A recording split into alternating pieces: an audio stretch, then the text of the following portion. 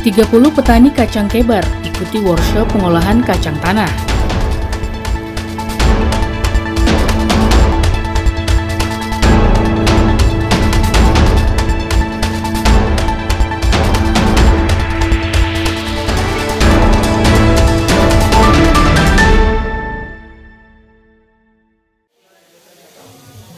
Kementerian Sosial RI bekerjasama dengan Fakultas Teknologi Pertanian Unipa dan Koperasi Tambrau Maju Bersinar menggelar workshop kewirausahaan pengolahan kacang tanah bagi petani kacang kebar selama 4 hari bertempat di kampus Fakultas Teknologi Pertanian Unipa.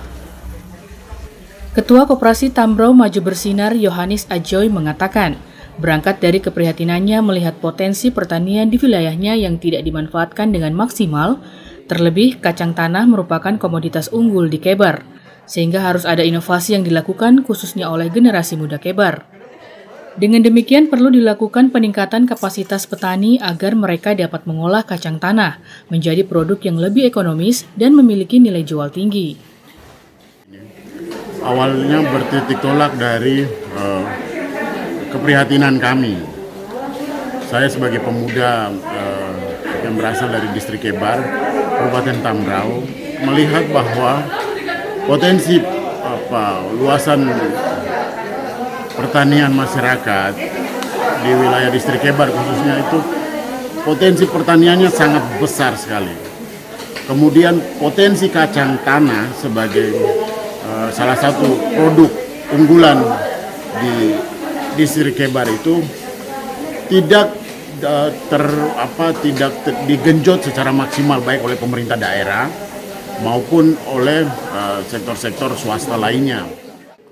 Ajoy menambahkan melalui wadah koperasi tersebut bisa dijadikan untuk menampung, mengolah dan memasarkan hasil olahan kacang tersebut untuk perputaran ekonomi masyarakat kampung khususnya di Kebar Raya. Dari petani kacang tanah di wilayah Kebar, mereka bisa mengikuti pelatihan ini dan harapan kami sesudah pelatihan ini mereka akan punya bekal, minimal mereka tahu bagaimana standar pengolahan kacang yang baik, kacang tanah yang baik, sehingga tidak hanya pelatihan sekedar pelatihan kemudian selesai, tapi kemudian ada koperasi yang menampung, Koperasi Tambrau Maju Bersinar. Ini kemudian menjadi wadah untuk menampung, membeli, mengolah dan memasarkan hasil kacang tanah yang ada di wilayah Tambrau. Target kita wilayah Tambrau, tapi untuk sementara yang ada di wilayah Kebar Raya. Sehingga dengan demikian kita harapkan dengan tambahnya nilai tambah kacang, sehingga dengan kita tidak menjual lagi mentah, ini dapat memutar roda ekonomi masyarakat yang ada di kampung-kampung di wilayah Kebar Raya.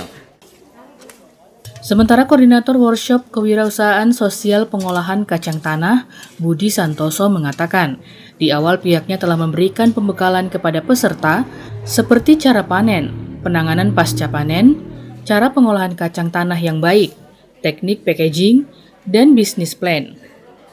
Kemudian dilanjutkan dengan membuat produk. Materi secara keseluruhan kegiatan ini 4 hari, tapi materi diberikan selama 2 hari. Yaitu pada materi hari pertama tentang teori, itu tentang cara panen dan cara penanganan pasca panen kacang tanah. Kemudian yang kedua, cara pengolahan yang baik atau CPBB produk kacang tanah.